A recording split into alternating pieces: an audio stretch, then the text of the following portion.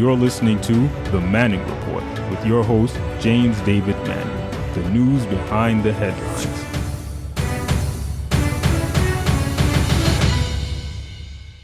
What I thought was very interesting last night, Tulsi Gabbard from Hawaii dropped a bomb on Kamala Harris that even made me jump up and down last night when I saw what happened to her. And she did it with such poise, power. Like, it was as she said to Kamala Harris, you've been running around here, you attacked Joe Biden and made him cry, uncle. But let me show you something, honey. Let me show you something, baby girl.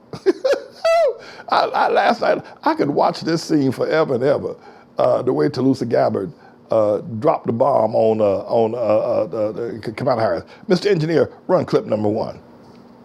Conversation back to the broken criminal justice system that is disproportionately negatively impacting black and brown people all across this country today.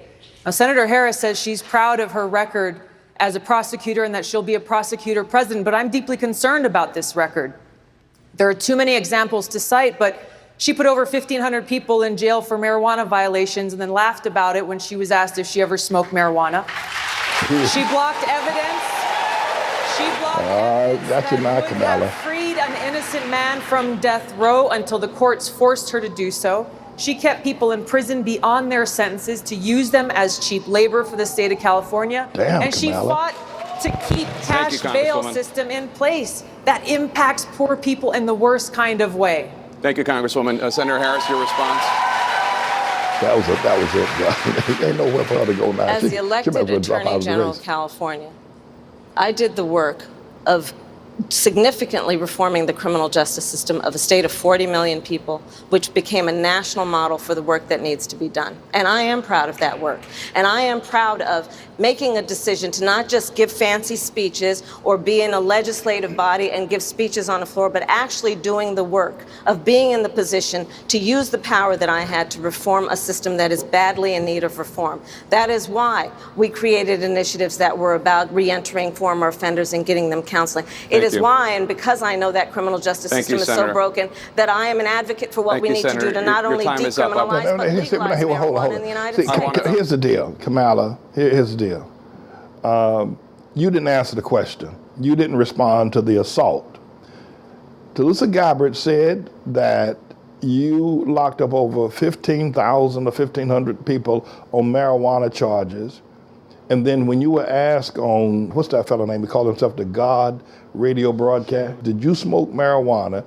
And you laughed and said, I'm from Jamaica. What do you think?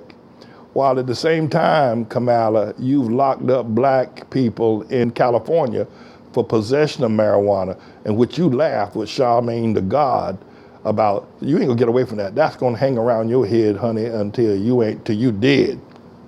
And Miss Gabbard socked it to you. But not only that, the records indicate, Kamala, that there was a man on death row who believed that he should have been off of death row, and you, as the Attorney General or power over the courts, could have written a statement and taken that man off of death row, that prison out there in California, and you wouldn't do it. And the man's family and the ACLU had to take you to court, Kamala Harris, had to take you to court and force you to take that man off of death row and let him just live a life. And that's on the record. You can't get away with that. And you didn't address it. You didn't deal with the fact that you let the prisoners in Pelican Bay, that's that famous prison out there in California. The prisoners in Pelican Bay were taken out on work release and were allowed to do slave labor there in California, and the Attorney General for the state of California had to sign off on those prisoners, black and brown prisoners in Pelican Bay, doing labor for contractors in California, building highways, cleaning off brush, working on the chain gang, but a modern day chain gang out of Pelican Bay. And you presided over that, and she hit you with that, and you didn't respond to it. You talking about you're proud. She said, I'm proud of the work I did. That was not the right answer. I guess you wasn't prepared for it either. But I don't know if she can recover from that, especially that business about laughing about she smoked marijuana and I'm from Jamaica. and then as the Attorney General, locking up people. You know, the Attorney General has a lot of power. She just wasn't the Attorney General for some local city.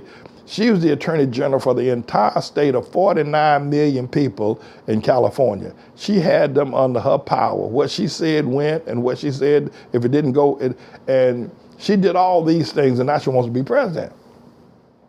You know, I don't think so. I mean, I just don't think so. But she should have responded to the questions such as, you know, well, the law said that marijuana was this, and even though I may have, you know, laughed about it when I was, but you know, it was my duty. I don't know what she could say about keeping a man on death row when the courts had to force her to release that man off of death row. Plus, there's a lot of predatory banking going on in California with Silicon Valley and San Jose, where all those rich white people, Jeff Bezos and all those people, moved out there in and around San Francisco and drove up the price of rent and drove poor. You think what's happening here in Harlem is a scream. You ain't seen nothing.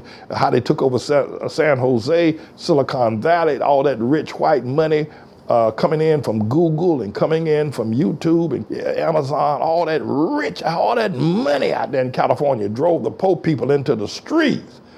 And Kamala Harris presided over the burgeoning wealth of Silicon Valley. So, you know, she did it.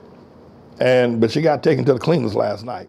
This is a bit of a news blog we do, looking at spiritual wickedness in high places for the most part, making some observations about it and giving people a biblical foundation to the way of interpreting, rather than have Sean Hannity or Laura Ingraham or Janine Pirro or Anderson Cooper or Rachel Maddow or Don Lemon, Rush Limbaugh interpret what's going on in the world. You come to me and I'll tell you based on what the Word of God says.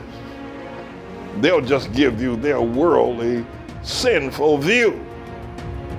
But the Manning Report will tell you what God has said, whether to say yea or nay, whether to go or to stay.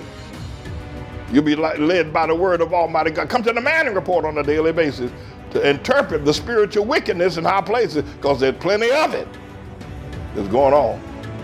And so I'm the Lord's servant, James David Righteous Rebel Manning, and I'm here to serve you with news and information.